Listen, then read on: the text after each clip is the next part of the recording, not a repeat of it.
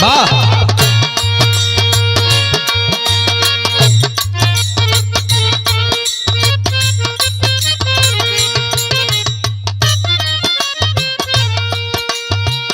बड़ा सुंदर गीत का इशारा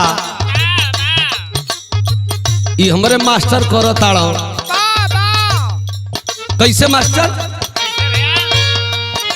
तो दुनिया के मेला में अकेला हो,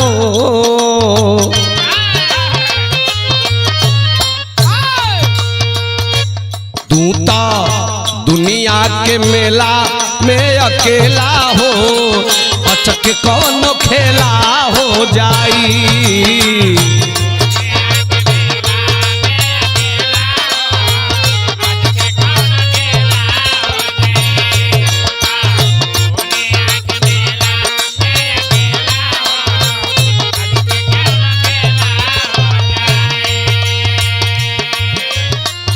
अरे मिली कब ना करैली बोल केला हो,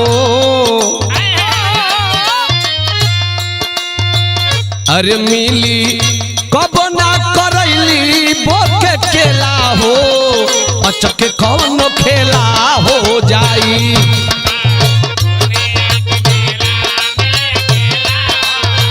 अचक कौन खेला हो जाई।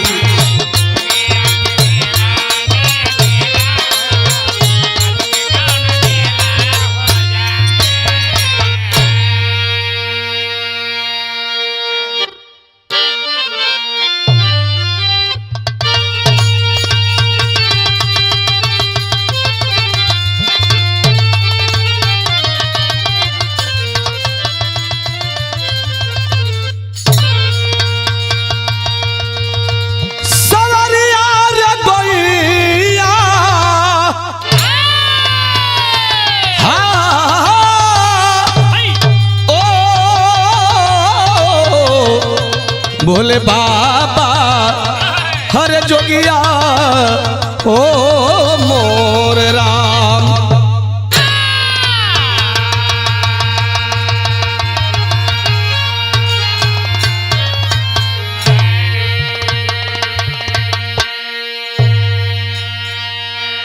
सब बिरहा सुनने वाला श्रोता बंधु लोगन के हम बिरहा गायक राम कुल यादव गाजीपुर और साथियन के ओर से बहुत बहुत प्रणाम। एक ठे श्रद्धांजलि बिरहा आप सबके बीच में प्रस्तुत बा।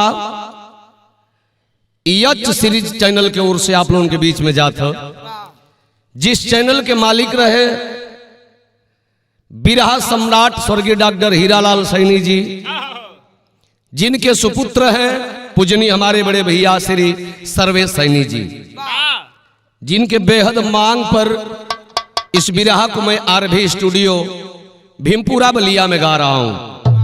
स्टूडियो में बैठे हमारे गार्जियन डॉक्टर गौतम शर्मा जी, कवि जी, सिंहासन यादव जी, हीरालाल यादव जी और कलवारी ग्राम सभा के पूर्व प्रधान हमारे पूजनीय गार्जियन श्री गुड्डू यादव प्रधान जी, हमारे स्टूडियो में बैठे मंदाकिनी रियल एस्टेट कंपनी के आप एजेंट हैं हमारे भैया धनंजय प्रजापति जी, और इस बिरहा के राइटर हमारे गार्जियन हमारे गुरु डॉक्टर श्यामलाल कवि जी, कैमरा पर बैठे सुग्रीव शर्मा जी, रिकॉर्डिंग पर बैठे सोनू विश्वकर्मा जी। हम सभी लोगों की ओर से सत सत नमन करते हैं जो गरीबों के मसीहा कहे जाने वाले मुख्तार अंसारी, जिनको दुनिया माफिया डॉन के नाम से जानती है, आज इस दुनिया में नहीं रहे। कवि जी बड़ा सुंदर भाव भूमिका में लिखल हो मास्टर। कैसे?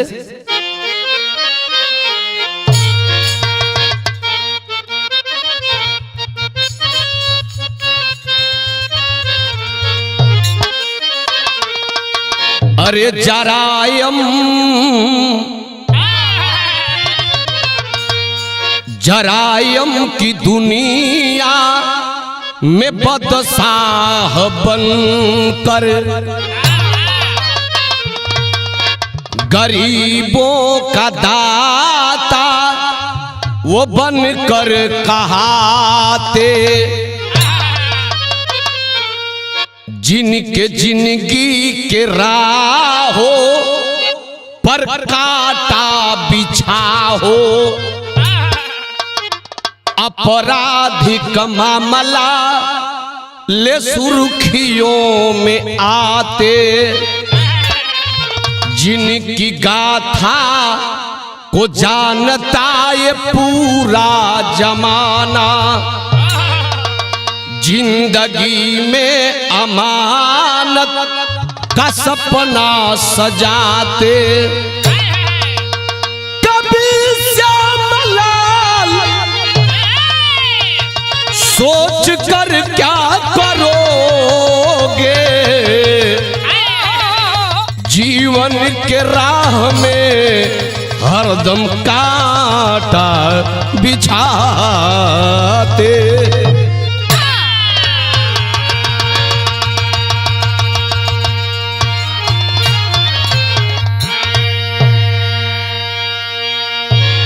बिरहा सुनने वाले भैया बाबू, माफिया डाल लोग सस्ते में कह देते हैं। चूंकि मैं जिला से हूं, गाजीपुर से हूं, कुछ बताना चाहता हूं। मुख्तार अंसारी का खानदान जो 100 साल पहले से ही, आज से पहले राजनीति से जुड़ा है, देश के आन मान सम्मान में अपनी जान की आहुति दिया है।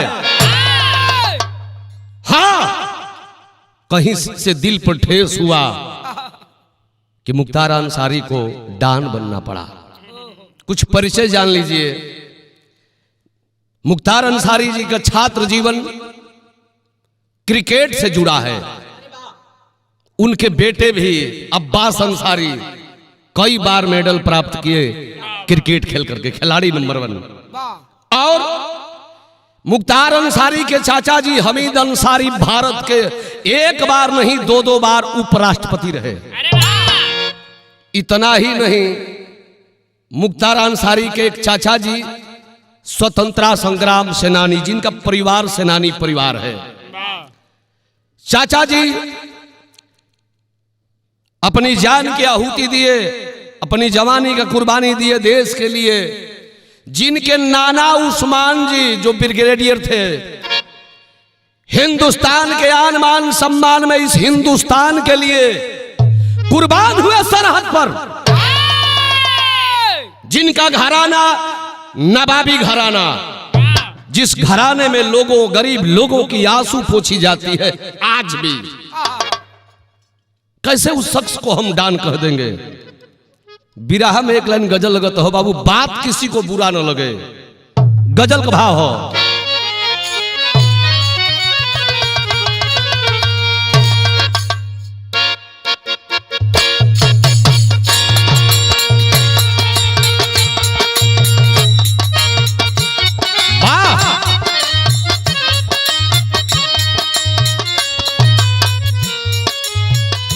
जिंदगी में हजारों,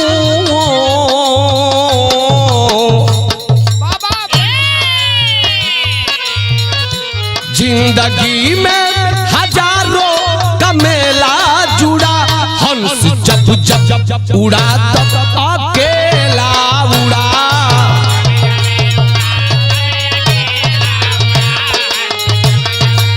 बोलो बोलो। जिंदगी में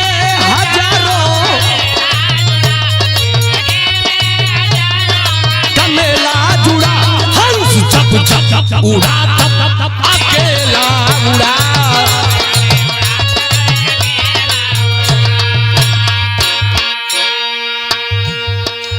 बड़ा सुंदर भाव डॉक्टर श्यामलाल कवि जी बिरहा में लिखली हो। कैसे बाबू?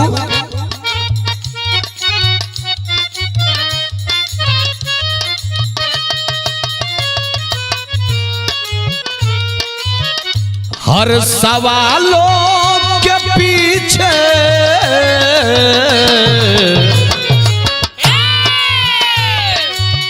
हर सवालों के पीछे कहानी बना,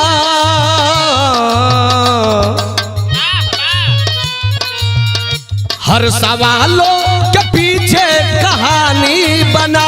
आज धरती पर अर्थी की गाथा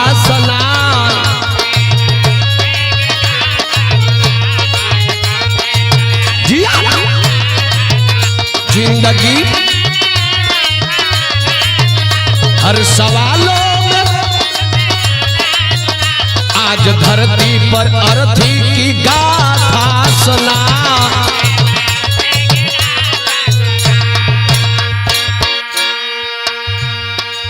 ए भैया इहवे से हमारा बिरहा का शुरुआत होता मास्टर साहब कैसे।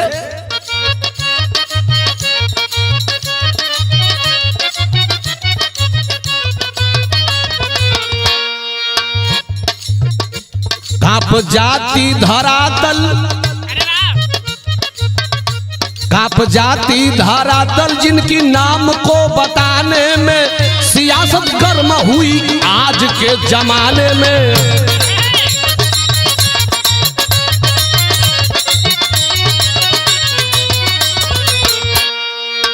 प्रांत यूपी का,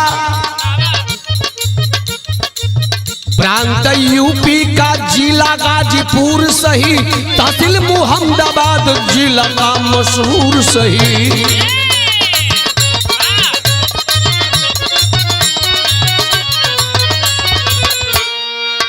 सुबहान उल्लाह, सुबहान अंसारी का सुंदर परिवार हुआ, धन संपत्ति का राजनीति में भरमार हुआ।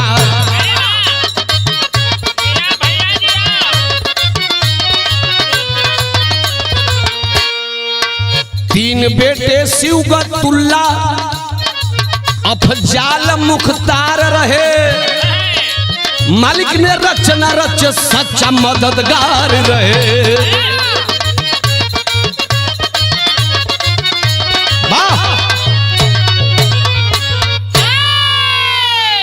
ए भैया सुबहान उल्लाह अंसारी जी का तीन बेटवा, बड़का बेटवा का नाम सिवगतुल्लाह जी, माझिल बेटवा का नाम अफजाल अंसारी, और सबसे छोटा बेटा जिनकी मैं कहानी बताने गाने जा रहा हूं मुख्तार अंसारी।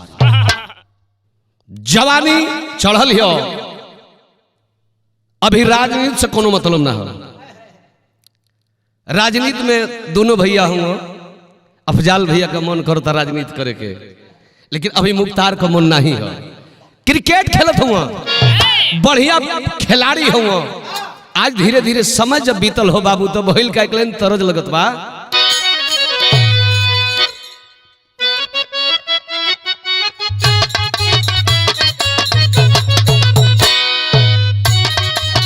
बाहरे तरज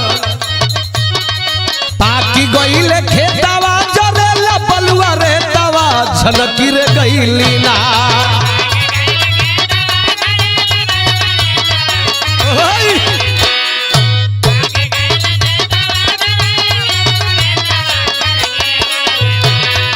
पाकी गईले खेतावा जरेला बलुआ रे तवा झलकी रे गईली ना, हो झलकी रे गईली ना। गोरिया खेते खेते चूड़िया खनकी रे गईली ना।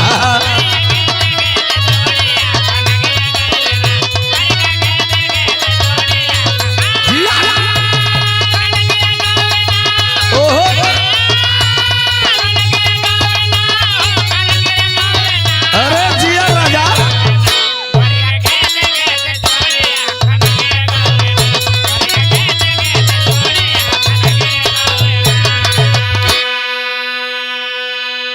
लेकिन बिरहा में बड़ा सुंदर भाव कवि जी लिखल कैसे।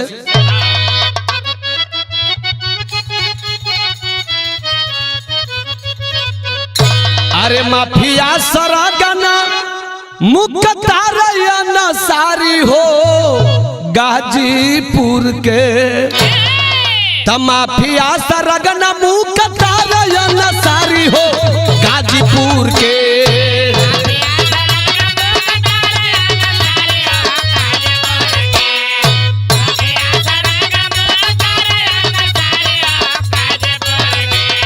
माफिया सरगन मुख्तार सारी हो गाजीपुर के, हमें रही सखाना दानवा गाजीपुर के।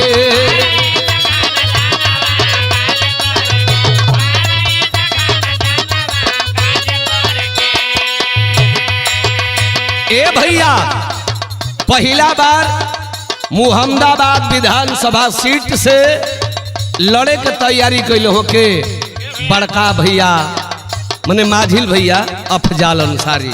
तब भइल का, अरे मुहम्मदाबाद विधानसभा से अफजाल खड़ा भइले।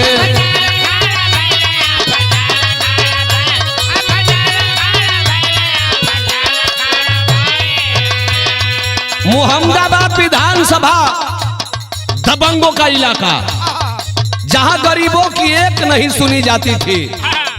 आज अफजाल जब खड़ा भइल तो भइल का, परचर में कुछ लोग गोली बरसैले।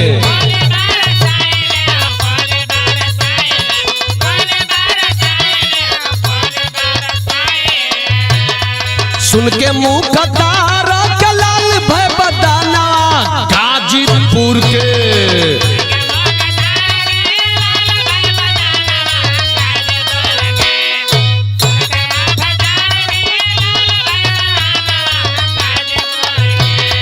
सुन के मुख तार के लाल भय बदानवा गाजीपुर के हवे रहीस खाना दानवा गाजीपुर के।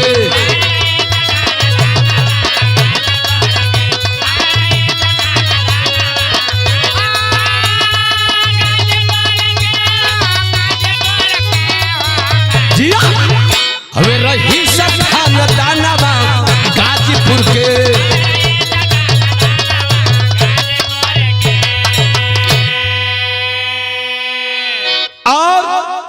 मैं एक बात बता देना चाहता हूं साथियों, मुख्तार अंसारी का परिवार, पूरा खानदान, ये जितने लोग हैं सभी लोग लंगोटा के पक्के।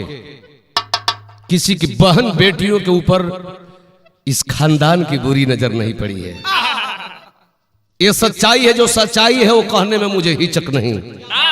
अफजाल के चुनाव में दबंगई लोग देखौला हो तो मुख्तार अंसारी को आभास हुआ कि ज्यादा रहीस बनकर जीना ठीक नहीं है। आखिर मुख्तार कैलो का तरज बदल गई हो बाबू।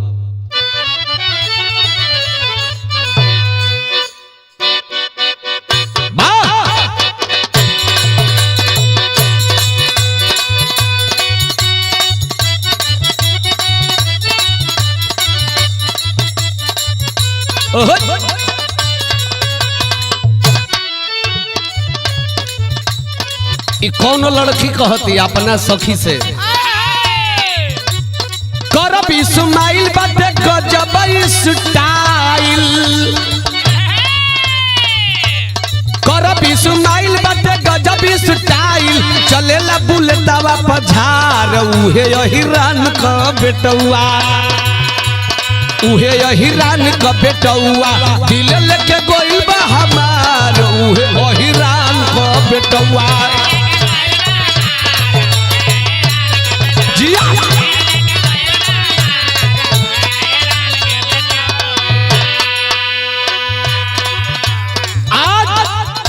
मुख्तार अंसारी अब अपन दोस्त खोजे लगलो, हमें किसी का साथ पकड़ना पड़ेगा, नहीं तो ये दबंग लोग हम लोगों को प्रताड़ित करेंगे, हम गरीबों की मदद नहीं कर पाएंगे।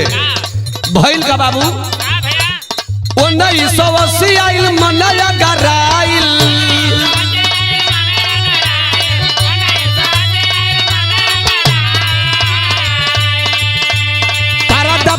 मुकतार साधु सिंह से भइल मिलनवा, अरे साधु सिंह से भइल मिलनवा, बन गइल बीरावा जुझार साधु सिंह से भइल मिलनवा।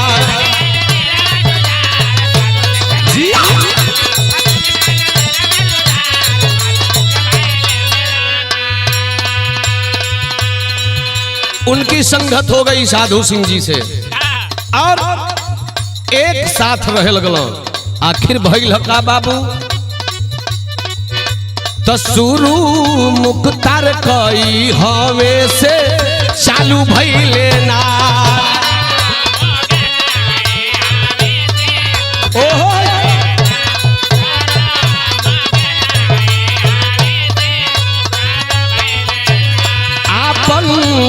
पूरा देशवा में उता नाम कइले ना।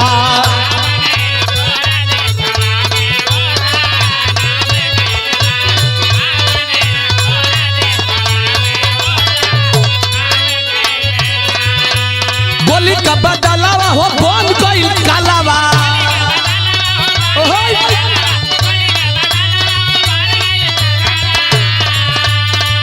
अरे गोली का बदलावा हो बन गइल कालावा।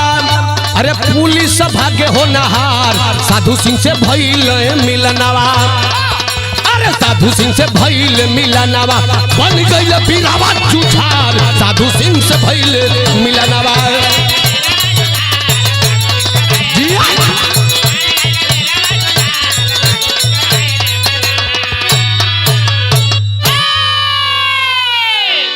ए भैया जल्दी मन एहर ओहर ना ही जाला, लेकिन लोग एक जौना रूप में जौना ढारा में ढारल चाहिए ढल जाइए।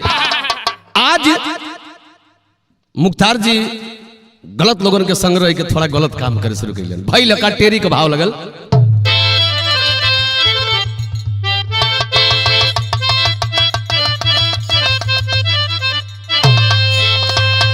अरे हीरावती जीव का काल बन गई। अपहरण हत्या केस में होवेला चुनौती। ए भैया आखिर होखे का लागल विदेशिया में भाव लगल।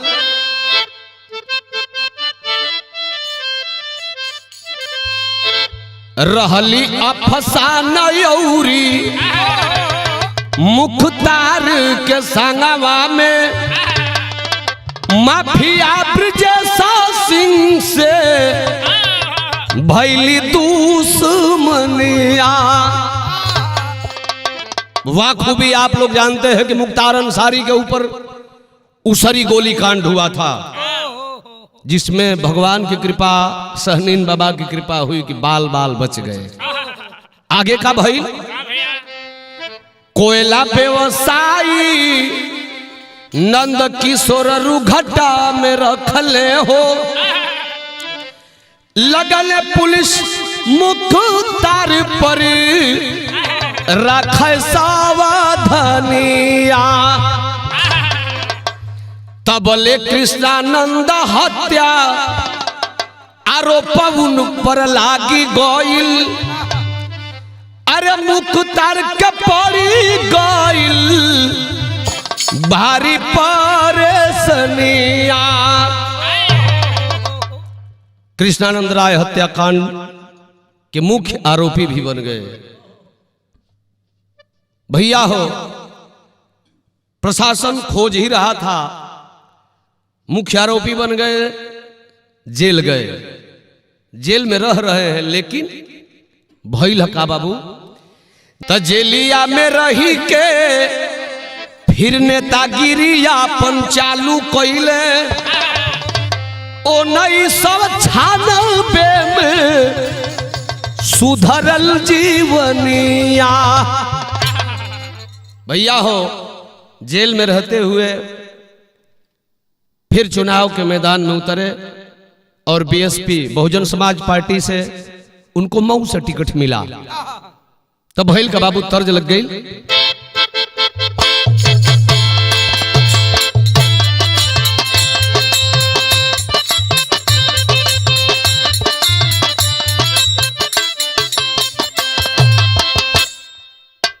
गोरी तोरी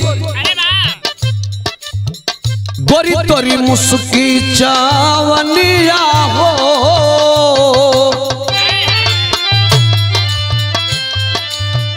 गोरी तोरी मुस्की चावनिया हो। आरा बलिया हिलावे बलिया हो। आरा बलिया हिलावे।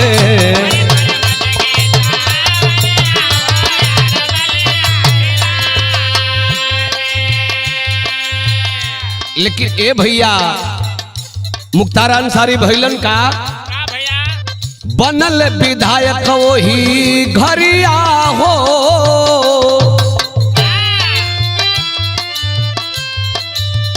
बनल विधायक वही घरिया हो खुशी मनवा समाइल, खुशी मनवा समाइल।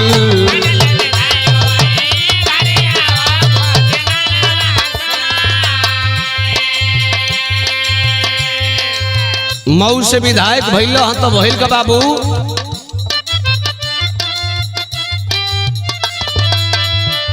बीएसपी के टिकट पर बनल विधायक,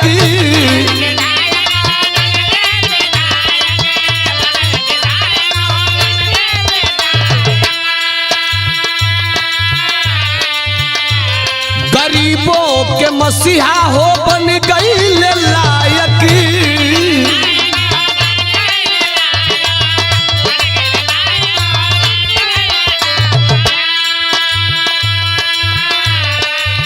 उठल बा दिल में लवरिया हो,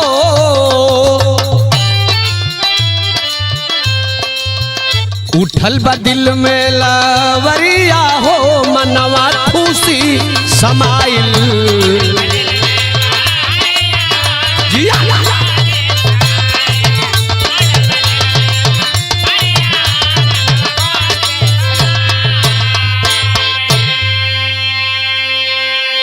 ए भैया विधायक बनना हो, जेल में रहते हुए भी गरीबों की मदद किया करते हैं। धीरे धीरे समय बीतता, आ गई 2002। जब 2002 आई फिर का कैल हो तरज फिर बदल थे मास्टर।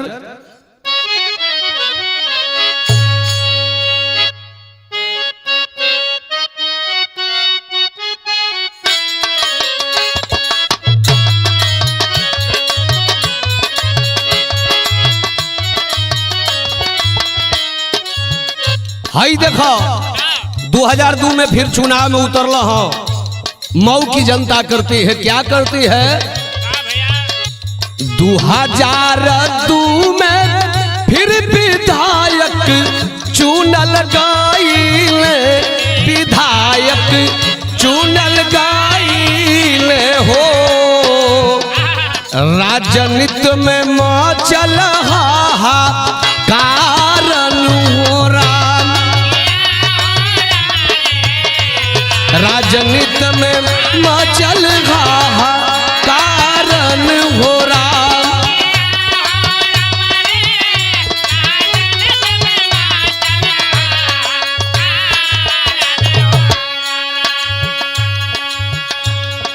तमाम प्रत्याशी उतरते गए, लेकिन मऊ सीट से कोई हराया नहीं उन्हें। आखिर अब लास्ट में दबाव उन पर यह हुआ कि इसको देशद्रोही बना देना है, इसको माफिया डॉन बना देना है, ये चुनाव न लड़े इसके लायक इसको बना देना है। आखिर ये बाबू लगातार को बार विधायक रहा, कैसे 5 बार विधायक बन के सेवा कैले जेलिया से, सेवा कैले जेलिया से, करे लगल सपना साकार नूरा, करे लगल सपना साकार नूरा।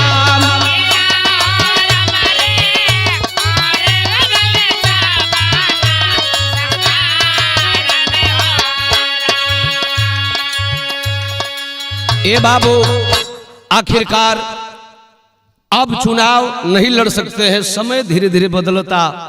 खानदान में सभी लोग राजनीति से जुड़े हैं। लगातार कई बार सांसद अफजाल भैया रह गए। मुहम्मदाबाद की जो सीट है शिवगतुल्लाह जी जीते रहे। उनके बाद इस बार का जो चुनाव हुआ, समय आ गया 2022 और 2022 के चुनाव में मुहम्मदाबाद सीट से शिवगतुल्लाह का बेटवा मन्नू अंसारी लड़ल, चुनाव जीत गए। मऊ से मुख्तार का बेटा अब्बास अंसारी लड़ल, ये भी जीत गए। गाजीपुर संसदीय सीट जहां से बसपा के प्रत्याशी रहे अफजाल अंसारी जी, सपा बसपा गठबंधन था, अफजाल अंसारी भी चुनाव जीते। ए बाबू धीरे धीरे धीरे धीरे समय करीब आवत गई। इसी बीच में प्रयागराज के रहने वाले अतीक जी को मारा गया। अब लोगों के बीच में चर्चा होने लगी कि अतीक मारे गए तो हो सकता है किसी दिन मुख्तार के साथ भी धोखा होगा। भाई लगा हमारे बिरहा का आखिरी तर्जबा।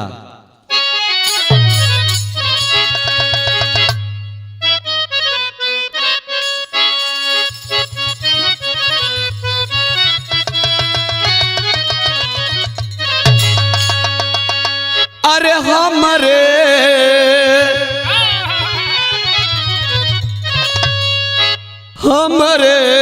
बगिया के पोसला सुगनवा कहवा उड़ी चलल ओ। लेकिन बिरहा में भाव लगता हो बाबू। आती को मारल गईले तखा पहला बदनवा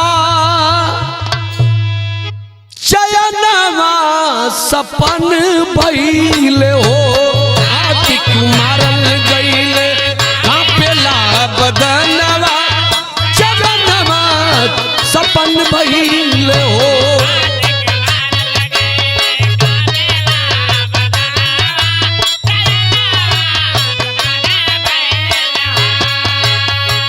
जौने समय अतीक का सूट भइल, मुख्तार अंसारी पंजाब के जेल में रहलन। डर हो गया उनको, अपन अर्जी सरकार से लगौलो हो कि हमको पंजाब से बुला करके अपने प्रदेश में रखा जाए, नहीं तो मेरे साथ धोखा हो सकता है। भाई लका बाबू पंजाब से अइले वही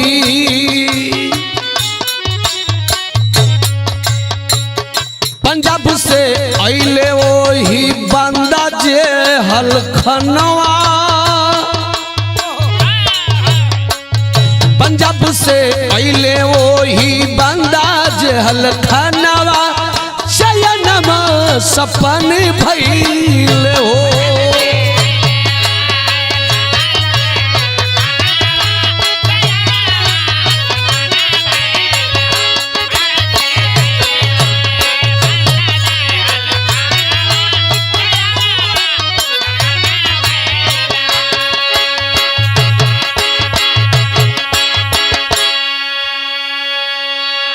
ए बाबू बांद्रा जेल में रह रहे हैं। धीरे धीरे धीरे धीरे समय बीतता। भई लका बाबू बिरहा में अल्लाह का भाव लगल।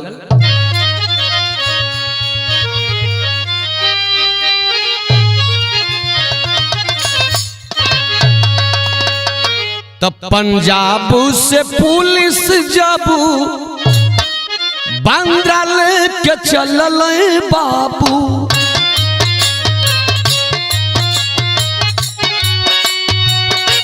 दिलवा के धड़कन बढ़ी गईल मुख्तार।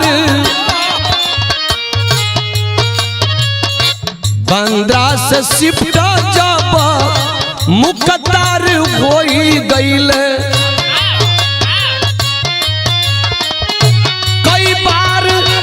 जेलिया में पड़ल बीमार। एक और मुकदमा एक और डरिया सतावे बाबू।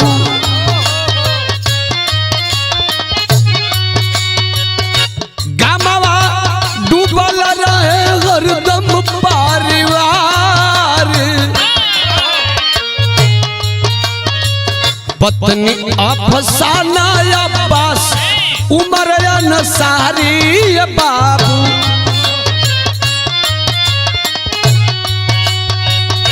अफजाल करत हरदम इंतजार, सबही का सपना भी लीन होई गइलन बाबू।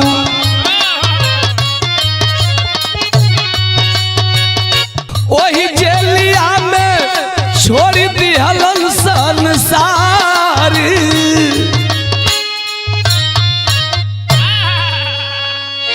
कई बार बांदा जेल में तबीयत खराब हुई, दवा उपचार चलता रहा, लेकिन शरीर में सुधार नहीं हो रहा है। इधर बीच में कोई नियम कानून में फंसा करके अफजाल अंसारी जी को भी जेल में डाला गया था। ये चुनाव नहीं लड़ेंगे। बेटा अब्बास अंसारी को भी जेल में डाला गया है। मैं कुछ कह नहीं सकता, यह जांच का विषय है। ए बाबू, तबीयत पर तबीयत खराब होती रही। आ गई है 2024 मार्च के महीना में। एक दिन उनके शंका भई, मुख्तार अंसारी के लगता हमारा भोजन में जौहर मिलावल गइल बा। वहां के प्रशासन के लोगों से निवेदन किए कि मेरे परिवार के लोगों को बुला दिया जाए, लग रहा है कि मैं बचूंगा नहीं। अफजाल अंसारी जी चूंकि चुनाव में व्यस्त है, तबीयत भी खराब है। मुख्तार अंसारी के चचेरा भाई पहुंचे, छोटा बेटा मुख्तार अंसारी का उमर अंसारी, वो भी लड़का पहुंचा, लेकिन शासन और प्रशासन के लोगों ने मुलाकात नहीं करने दी। आखिर बाबू भई लका हो, यही 28 मार्च के रात के समय में का भइल खड़ी का भाव लगल हो।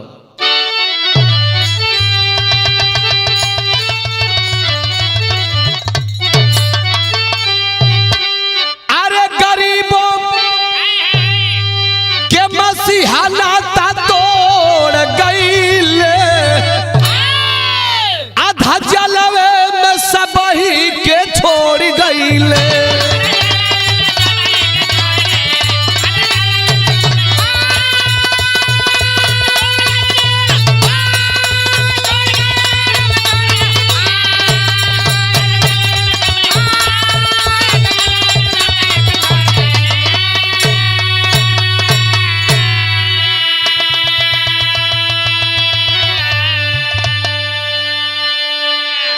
आज भाई कि मौत की खबर जब अफजाल अंसारी को मिली, चूंकि बेचारे हार्ट के पेशेंट हैं, नहीं जा पाए मौके पर। उमर अंसारी मना कर दिए, चचा जो बड़े पिताजी जो होने वाला है वो तो हो गया है, हम जा रहे हैं। चूंकि एबीपी न्यूज से बातचीत में मीडिया वाले से बात कर रहे हैं उमर अंसारी कि मेरे अब्बा को, मेरे पिता को आईसीयू में मात्र 12 घंटा रखा गया था। अभी पिताजी की मुट्ठी भी नहीं बंद हो रही थी, लेकिन प्रशासन के लोग निकाल करके फिर जेल में डाल दिए। अब्बा से हमारी मोबाइल से बात हुई, पिता हमारे बोले कि बेटा मैं बचूंगा नहीं, मैं मर जाऊंगा। लेकिन कोई क्यों कर क्या सकता है, व्यवस्था सरकार की है। आखिर भइल का बाबू, तो श्रद्धा सुमन अर्पित करे ई पूरा जहानवा, मुहम्मदाबाद माऊ कर घल परनवा।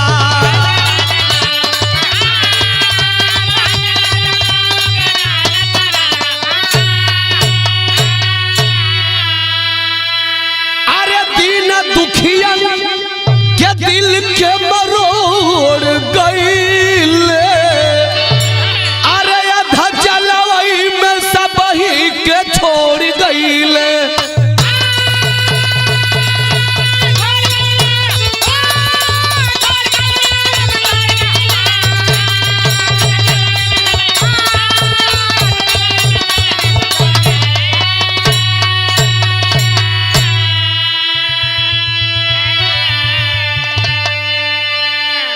आज 29 मार्च को